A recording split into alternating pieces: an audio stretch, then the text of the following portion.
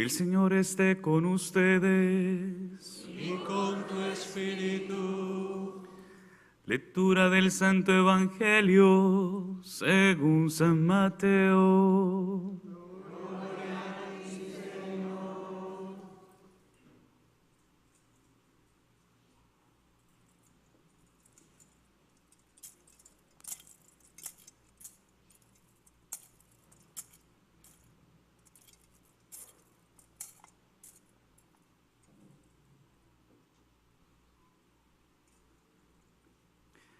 En aquel tiempo Jesús dijo a sus apóstoles: el que ama a su padre o a su madre más que a mí no es digno de mí. El que ama a su hijo o a su hija más que a mí no es digno de mí. Y el que no toma su cruz y me sigue no es digno de mí. El que salve su vida la perderá, y el que la pierda por mí la salvará. Quien lo recibe a ustedes me recibe a mí, y quien me recibe a mí recibe al que me ha enviado. El que recibe a un profeta por ser profeta recibirá recompensa de profeta. El que recibe a un justo por ser justo recibirá recompensa de justo. Quien diere, aunque no sea más que un vaso de agua fría, a uno de estos pequeños por ser discípulo mío, yo les aseguro que no perderá su recompensa.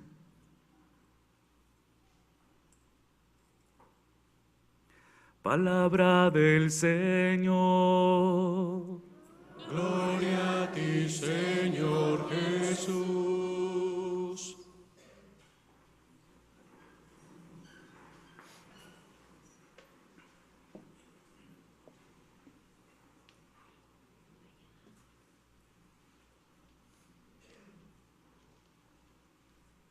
Hermanos, hoy el Salmo nos dice: no cantaré eternamente la misericordia del Señor. ¿Qué es lo que pasa cuando uno canta? Cuando uno canta, uno manifiesta la felicidad, ¿no? Y cuando uno canta la misericordia de Dios es porque es protagonista, se siente protagonista de la misericordia de Dios porque la ha conocido. Cuando uno conoce la misericordia de Dios, tiene esa facilidad, esa posibilidad de ser misericordioso también con los demás. Y el Evangelio nos habla en primer momento, en la primera parte del Evangelio hoy de San Mateo, nos habla justamente de eso, ¿no? De el que ama más a su padre, a su madre, a sus hijos, más que a mí, no es digno de mí. Pero el Señor no es que esté diciendo odia a tu padre, a tu madre, no lo está diciendo eso, sino que muchas veces nosotros priorizamos en cosas, en personas, en circunstancias, en situaciones, priorizamos y le quitamos el primer puesto ¿a quién? A Dios. Cuando uno le quita el primer puesto a la misericordia de Dios, por eso digo, cuando uno le quita el primer puesto a esa misericordia, difícilmente uno va a ser misericordioso y difícilmente uno va a amar como la otra persona se merece que la amen. Muchos de nosotros no sabemos amar, muchos de nosotros no sabemos cómo cuidar esa planta que nos han dado. Si ustedes me preguntan a mí se me muere hasta mirándola, porque no sé. Pero Dios sí me instruye, me ayuda con su gracia a poder hacerlo. Lo que pasa es que muchas veces nosotros tomamos la iniciativa para hacerlo, por eso hacemos daño. Miren, hay amores que son amores de apegos, amores celosos, amores controladores, ¿sí? Amores que acaparan y amores que sofocan. Y cuando uno acapara, sofoca, se apega, cuando uno está ahí encima del otro, uno cree que le está mostrando el amor hacia flor de piel, y lo que está haciendo es que aburre. Hay gente que aburre, ¿no? Hay gente que aburre, hay gente que sofoca, ¿sí? ¿Por qué? ¿Por qué se dan esas cosas? Porque muchas veces nosotros no le damos la prioridad ¿a quién? A Dios, que es el amor y que nos enseña a amar.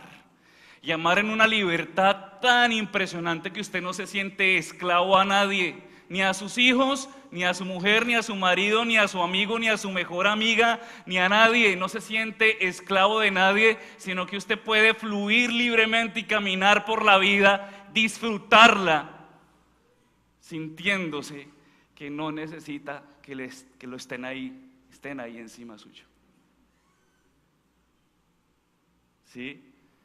Y por eso uno canta la misericordia de Dios, Señor, porque bendito seas tú que me permitiste conocer tu misericordia, y al conocer tu misericordia no tengo necesidad de mendigar nada más, de buscar nada más, de alimentarme con otra cosa, sino con tu gracia, porque esa me basta y me enseña a amar a los demás como debe amarse. Por eso cuando uno prefiere al humano antes que a Dios, no es digno, no porque el Señor te rechace, sino no es digno porque estás condenado a cometer errores y equivocaciones. Uno no debe apegarse a nadie, y ustedes ya me han escuchado antes, a nadie, porque finalmente el papá que se apega al hijo, se lo digo hoy, esa plática se perdió. El papá o la mamá que se apega al hijo. Miren, el hijo es, entre comillas, porque es el privilegio más grande que puede tener un ser humano, tener sus hijos. Pero entre comillas, el hijo es la peor inversión que usted hace, la peor inversión que usted hace por amor a ellos. Porque usted le invierte tiempo, trasnocho, le invierte plata, le invierte de todo, educación, alimentación, vestido, cariño, sacrificio, vacaciones, escuela, de todo le invierte, y finalmente su hijo crece o su hija crece, y la que disfruta esa platica es otra o es otro.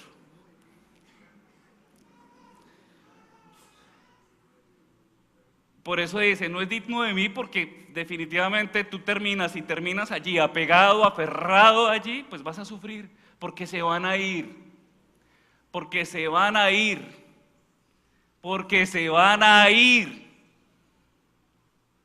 ¿no? Y se van a ir, y hay gente que no deja ir, hay gente que no sabe enterrar a sus muertos. Hablo en sentido figura. Hay gente que no sabe enterrar a sus muertos, hay gente que no sabe dejar ir. Miren, a veces les digo, perder muchas veces es ganar, porque te libera. Y bueno, este discurso está bueno, si uno se pone a pensar, uno dice, esto está como muy difícil, como muy duro, ¿qué vamos a hacer? Está muy duro, pero cuando uno realmente se siente amado y conoce la misericordia de Dios, a usted nada le falta. El Señor es mi pastor, nada me falta. No necesito buscarlo en nadie más.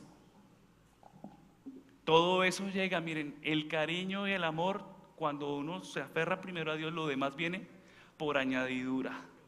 Lo demás viene por añadidura. Usted no tiene que estar buscándolo. Eso viene por añadidura. Usted no tiene que estar mendigándolo. Viene por añadidura, porque usted está siguiendo a Dios. Y por eso te haces digno de Él, porque te estás dejando amar por Él. Cuando te dejas amar por Él, lo demás llega sin tú pelearlo, sin ser sofocante, sin ser excesivo y sin estar allí controlando todo.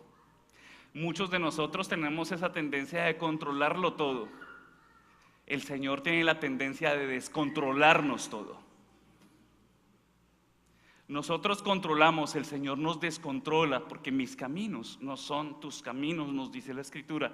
Y el Señor nos descontrola, y por eso nos desajusta y nos duele. Miren, en la iglesia, en los primeros siglos, hablábamos de una iglesia, en los primeros 3 siglos, de una iglesia martirizada, ¿no? ¿Cómo era la forma en que martirizaban a la iglesia? ¿Sí recuerdan? ¿No? Un poco de historia. ¿Cómo era? ¿Se han visto películas? ¿Sí? La persecución de los romanos y la forma, las crucifixiones, los circos romanos, cristianos se los tiraban a los leones. Era una cosa así bárbara, ¿no? Porque el cristiano en los inicios de la iglesia pues no era entendida. Eso se llama martirio. Y muchos mártires que derramaron su sangre.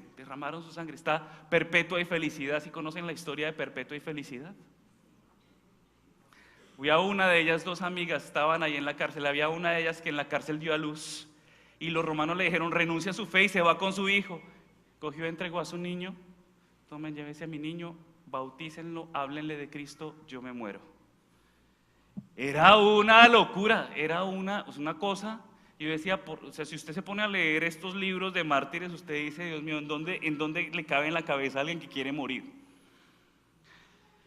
Pero ¿saben cuál era el deseo y el anhelo más profundo de estos cristianos de los primeros siglos que conocieron a Cristo? Los primeros, el anhelo era morir, mártir. Para ellos era un privilegio irse allí a ser desmembrados por un león. Una locura.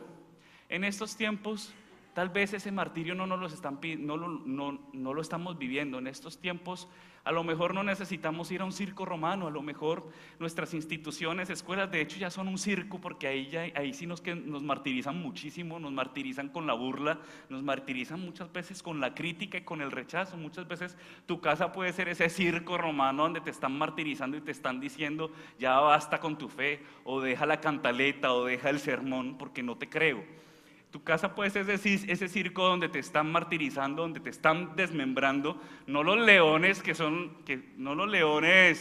están en los zoológicos o están en un safari que tú ves allí, sino tal vez el león de tu marido, el león de tus hijos o la leona de tu mujer, quién sabe, o la vecina, en fin, qué sé yo.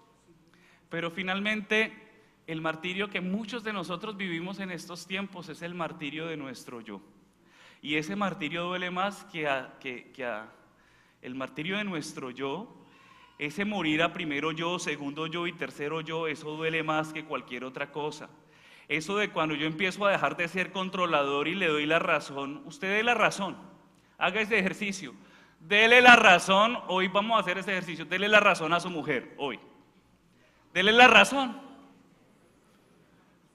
o el marido, o el novio, bueno, el que sea, dele la razón a su mujer, dele la razón hoy, piense, hombres, piensen por un momento qué es darle la razón a su mujer. ¿No es cierto que se siente un dolor en las entrañas, en las tripas, en el corazón? Se siente allí una cosa ahí visceral, dolorosa, dura. Pues eso es un martirio.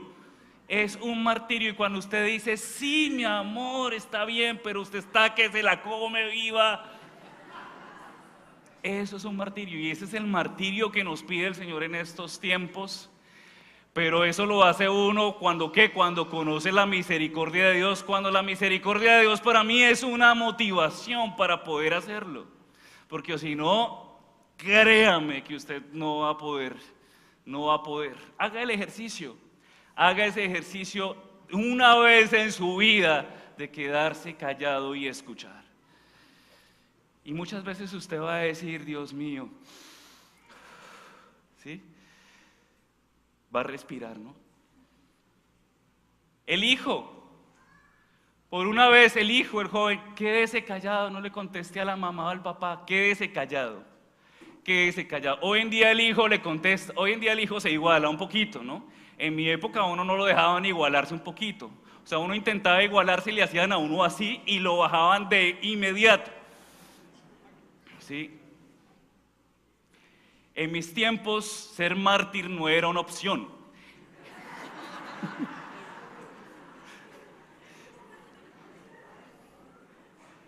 No era una opción, ¿sí? Era una obligación prácticamente, ¿sí? Pero hoy en día también, hay hijos que tienen la respuesta siempre en la boca, hay gente que tiene la respuesta siempre en la boca, hay gente que uno lo debería bautizar sábelo todo, porque todos lo saben. Bueno, sábelo todo no, sábelo todo en mi época, podemos bautizarlo Wikipedia, porque todos lo saben, o sea, usted dice algo y todos se lo responden, todos lo saben, todos lo entienden, todo. Y muchas veces es necesario, aunque usted lo sepa, hijo, pues quédese callado y escuche la voz de la sabiduría. Quédese callado y experimente, sienta, cierre los ojos y sepa. Y empieza uno, me voy a largar de la casa, me voy a ir, no quiero, pero cálmese, sienta que morir no es fácil, pero que después de que le pasa todo ese dolor se da cuenta que finalmente aprendes una cosa, y aprende a ser humilde, a ser humilde. A ser humilde. La humildad hace parte también de ser testigo de la misericordia de Dios. Cuando uno es humilde, ser humilde no es el que se queda callado, ser humilde no es el apocado. Hay gente que piensa muchas veces que ser humilde es vestirse mal, andar con 3 harapos, no hablar, ser apocado, bajar los hombros, no decir nada, dejarse cascar. No, ser humilde no es esa imagen de apocamiento. Ser humilde, la fe nos invita a ser humildes no con una imagen de apocamiento. La fe nos invita a ser humildes. Somos humildes no porque muchas veces no cometamos errores de soberbia. Nos invita a ser humildes porque ser humildes es básicamente reconocer nuestra humanidad, reconocer que sí, sin la gracia de Dios, nada de esto, nada de lo que usted está haciendo, celebrando en este día es posible. Nada de lo que estamos viviendo en este día es posible. Reconocer, ser humilde es reconocer que yo soy necesitado. Ser humilde es reconocer que yo tengo hambre. Ser humilde es reconocer que yo tengo sed. Ser humilde es reconocer que a mí me hace falta algo. Una frase que me encanta, ¿sí? Una frase de San Francisco de Asís, en esa humildad, ¿no? Natacha, a ver si se acuerda de San Francisco de Asís, ¿no? Dice, bueno, esa es muy linda, donde yo lleve amor, donde haya odio, lleve yo tu amor, y esta oración es muy linda, pero hay una frase que escuchaba yo de alguien, ¿no? Ser humilde es aprender a vivir en la frugalidad, en la peregrinación y en la libertad del corazón, ¿sí? Recuerdo una vez que había una religiosa, una amiga misionera que se iba para su misión, iba para Europa. Allí en Colombia estábamos, y el papá le pregunta, el papá, haga de cuenta, o sea, lo tenía todo, la muchachita se le fue de misionera, y eso fue la locura en la familia, porque pues una muchacha profesional, irse de misionera, dejar título, dejar todo por ir, eso es algo muy difícil de entender para una familia, inclusive caminando en la fe. Muchas veces se puede convertir este tipo de experiencias, este tipo de vivencias se pueden convertir en un drama para una familia. Y entonces pues el papá, pues hija, ¿qué quieres que te dé? ¿Qué quieres? ¿Dinero? ¿Qué quieres?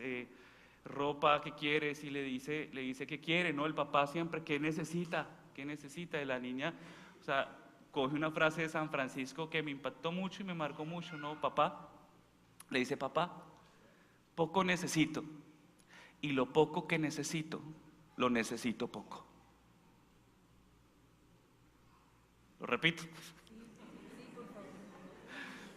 Mire, piense, medite y reflexione. Poco necesito, y lo poco que necesito, lo necesito poco. Vuelvo y lo repito, poco necesito, y lo poco que necesito, lo necesito poco. Vuelvo y lo repito, ¿ya? ¿Sí? Es sentir que yo ya tengo mi mayor y más grande riqueza. Cuando yo me siento pleno, satisfecho, yo no necesito buscar cosas que no necesito. ¿Sí? Y finalmente te das cuenta que lo poco que necesitas realmente no es necesario. No es necesario. Muchas veces, más es menos. Más es menos. El otro día yo miraba, porque hay que hacer cátedra de contemplación en cada una de las situaciones que el Señor le permite a uno vivir. El otro día estaba de una pareja de amigos jóvenes con sus niños. Estos matrimonios jóvenes que, mejor dicho, se desbordan con 2 muchachitos. No pueden con ellos. Y yo digo, Señor, gracias porque me llamaste, gracias porque estoy aquí. No. Se desbordan y se mueren, se estresan con un pañal. Y claro, si yo me pongo a mirarlos, yo digo, cualquiera. ¿Sí? Y entonces, pues claro, con sus hijos, Esa habitación de esos niños llena de unos juguetes de ensueño, de eso que usted soñaba. A mí, cuando pequeño a uno le regalaban era el trompo, y cómo era la quiero aclarar una cosa, había un juego que se llama La Coca, pero no es esa coca, cosas así, pero entra una vez esa habitación llena de juguetes de ensueño, el carrito con motor, el castillo de la princesa, o sea, esto estaba lleno de juguetes, y ellos, todo el mundo, pues, lo mejor para los hijos. Y lo más curioso es que los hijos no volteaban a mirar ninguno de esos juguetes, sino que cogían era una maraca, lo peorcito, y ese era el juguete favorito. Entonces uno decía, Dios mío, ¿eso en qué me llevó a mí a entenderlo? Que muchas veces uno es como ese niño que tiene una cantidad de cosas, no solamente materiales, sino también muchas veces cantidad de cosas afectivas, espirituales, ¿sí? Muchas riquezas que hay en el corazón, y uno tiene una cantidad de cosas que no sabe qué hacer con ellas. Y no sabes qué hacer con ellas porque sencillamente te das cuenta que entre más simple es tu vida, más feliz eres. Más feliz eres. Muchas veces, como el muchachito, estamos con muchas cosas. Ahora, ¿qué hay que hacer? ¿Darnos golpes de pecho? Ahora, ¿qué hay que hacer? Finalmente es, queridos hermanos, descubrir lo que el Señor quiere darnos. Es descubrir, aprender a descubrir, aprender a identificar. Y cuando tú le entregas todo eso, ya identificas qué es lo que quieres y se lo das al Señor, le das eso que se convirtió para ti en algo que es tu favorito, y se lo das al Señor. Prepárate para una cosa, prepárate para recibir el 100 por 1, prepárate para recibir la abundancia del Señor, porque Dios no se deja ganar en generosidad. Eso que nos dice la palabra del Señor, ese vasito con agua, eso que representa para usted lo vital, lo fundamental, cuando usted lo da, lo entrega, finalmente a usted le enseña una cosa, y soy testigo de ello, le enseña que usted no pierde, sino que finalmente usted es el que termina ganando muchas bendiciones. Hay que aprender a soltar, hay que aprender a cortar. ¿Qué es lo que lo amarra? ¿Qué lo amarra? ¿Quién lo amarra? Cuando usted está destinado para ser libre. Libre, estamos destinados para ser libre. No hay que tener miedo de la palabra libertad, porque la libertad proviene de Dios. En la libertad nosotros descubrimos nuestra felicidad.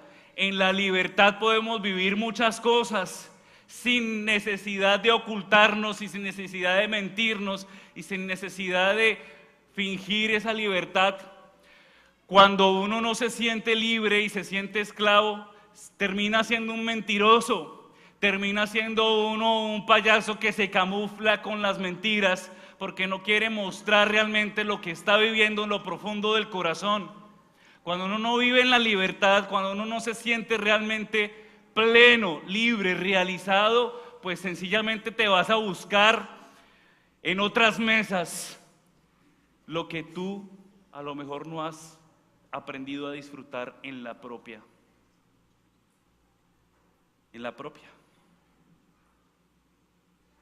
¿Conocen la historia del monjecito que se internó?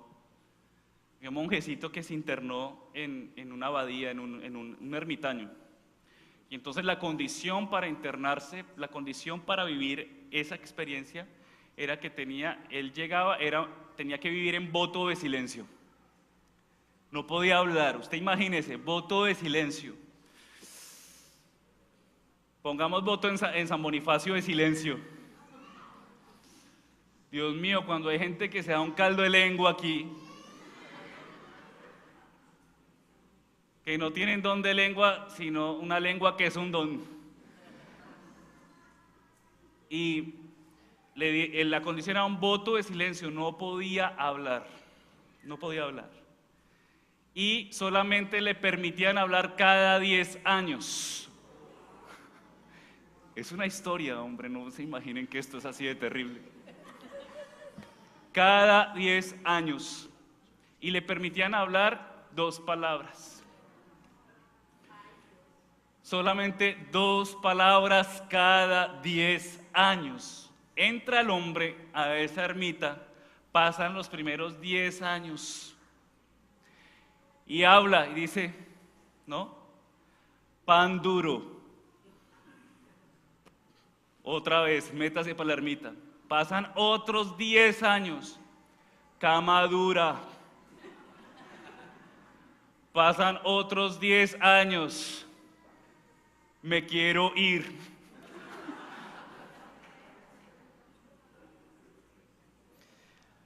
Eso es una vida desperdiciada. Realmente es eso sí es un desperdicio. Realmente cuando usted está en una vida de estas, de compromiso y de sacrificio, pero realmente usted, su única palabra cuando la puede decir es de queja y reclamo, pues es una vida desperdiciada. Usted no es feliz, usted no se está sintiendo realizado. Qué lamentable es, ese es el mayor fracaso del hombre. El mayor y más grande fracaso del hombre es que no sea feliz y no se sienta realizado y no se sienta pleno, sino el mayor fracaso del hombre es que se esté quejando todo el tiempo de las cosas que ha vivido, que tiene y que no puede cambiar. El mayor fracaso del ser humano es uno quejarse todo el tiempo de los privilegios y las bendiciones que Dios nos ha dado, comenzando por la vida.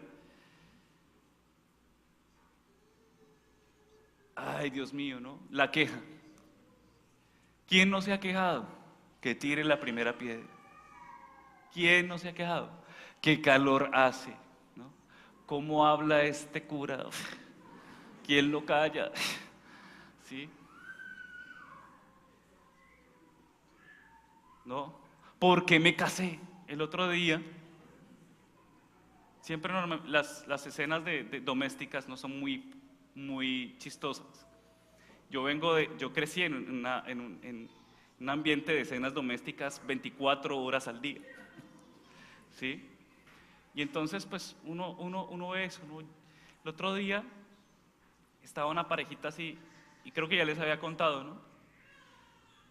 Había una parejita que se iban a casar, ya eso fue hace un año, quién sabe ahorita cómo estén, y se iban a casar. Pero esta pareja echaba humo, o sea, estaban mejor dicho, uno tenía que meterse ahí como que, bueno, aguante. Sí, estaban que echaban humo, agarrados de la mano, mejor dicho, estaban ahí, mejor dicho, en un romance románticos, y había otra pareja que ya llevaban como 25 años de casados, ahí al frente. Estábamos ahí en esa escena, ¿no? Ese cuadro, 25 años de casados, estos así que mejor dicho echaban humo, que mejor dicho que estaban felices, y estos otros de 25 años de casado,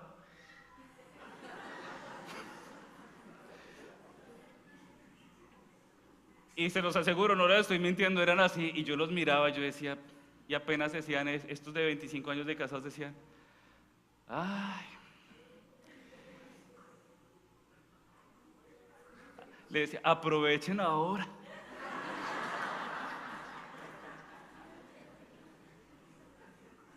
Créanme que para esta pareja de 25 años de casados se ganaron un regaño de mi parte, porque yo decía, ¿cómo así? 25 años de casados, ¿no le parece que es una realización? ¿No le parece que es una gracia? ¿No le parece que es lo mejor? A mí me garantiza más lo que usted está viviendo que lo que estos están viviendo, porque estos están echando humo por el momento, pero eso no garantiza nada. El que te calienta el oído y te lo endulza no te garantiza nada. Eso no te garantiza que te están amando, que te están siendo fiel y que tú eres el amor de eso no te garantiza nada. Porque el amor no es idealista. Lo real es lo concreto es lo que realmente es. No lo que te endulza y lo que te deslumbra. No necesariamente eso es lo que es. Eso no te garantiza nada. No estoy diciendo que sea malo, no estoy diciendo que no lo hagan, y no estoy diciendo que no se disfrute, y no estoy diciendo que eso no es importante y no hace parte de un proceso, pero eso no garantiza nada. Una persona que te abraza y te sonríe, una persona que te sonríe no te está garantizando nada. Miren, hay algo que me lo ha dicho la vida, mire, nadie va a hacer por ti lo que tú no hagas por ti mismo. No delegues lo que tú tienes que hacer por ti mismo. Muchas veces la mujer espera que el marido se dé cuenta de que se hizo un peinado nuevo, ¿no? Muchas veces alguien espera que se dé cuenta que bajó de peso, que está más bonita o que está más simpático. Alguien espera muchas veces esperan eso. Yo digo, a veces yo que escucho tantas parejas les digo, no se amargue tanto por eso. No se amargue ni le amargue la vida a su marido. Lo más importante es que usted se vea bonita y que usted se sienta bonita y que usted se lo crea.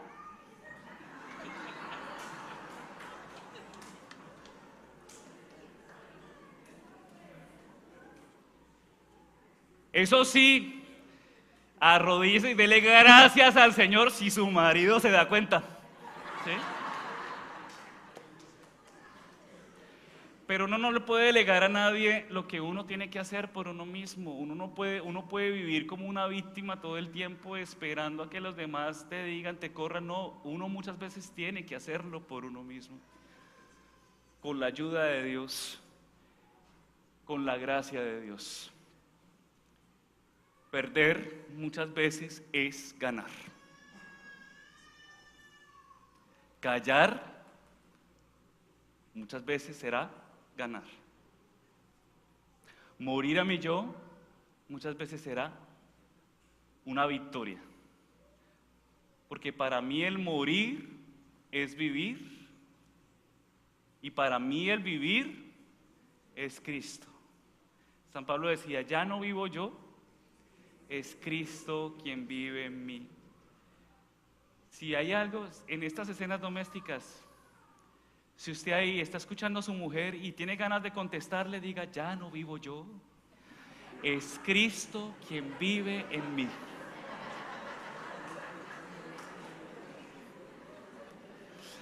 Yo sé que voy a hacer la adoración de todas las esposas esta noche. No, y también, no, viceversa. Ya no vivo yo, es Cristo quien vive en mí. Si usted va manejando, se le atravesó uno de estos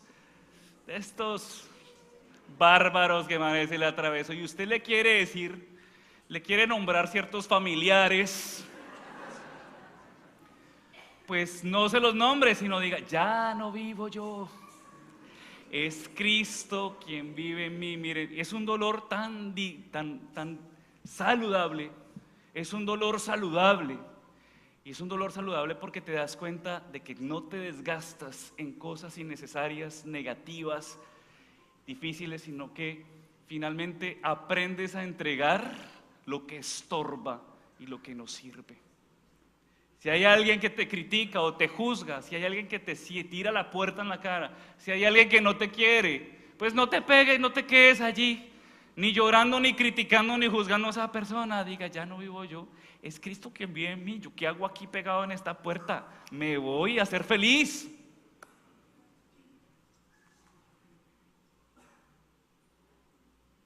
¿Tengo o no tengo razón? Me voy a ser feliz, Dios me quiere feliz. Yo no me voy a poner ahí a estar, ¿sí? Ya no vivo yo, es Cristo quien vive en mí. Y si Cristo vive en mí, soy feliz y no necesito otra cosa.